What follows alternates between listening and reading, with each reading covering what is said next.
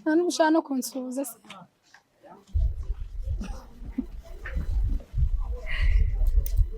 Okay. What's funny? Ese kumbe bwoga mu rwose wivugishaga kari kubera wiyumvagamo uyu munamba?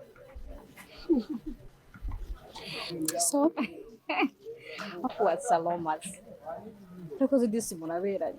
Ndi kubona musa neza. Wow, murashimishije cyakoze.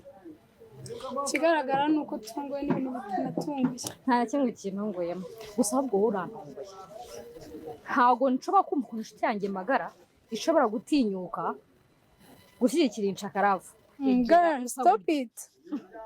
Birahagije ibyo bavuze. Icyo waba uri cyo cyose kuri njye wa inshuti yanjye waba utari cyo.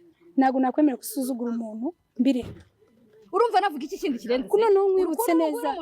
Kugira none mbikwibutse neza. Uyu niwe kugize uriwe. Icyo cyonyine icyaguha n'imbaraga zo kuba wavuga amagambo yose. Umva nkubwire rero. Iyi modoka muri koze muyiveho muze muzi imodoka ya shere wanjye. Kandi excuse. Boy.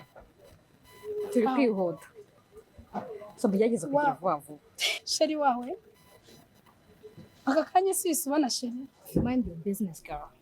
Mind your business. Let me mind mine. Okay? Rero we ubu kugeza ubu ngubu ni my business. Ubwo budiplome wiratana kubizi ko rero bukwishyuriye. Aka kanya araciriritse. Ibyo birakureba, ibyo birakureba. Kanya nyine abaye. Ibyo birakureba. Hari icyaho kiriho. Ese ko umuntu wamuhangayikiye cyane.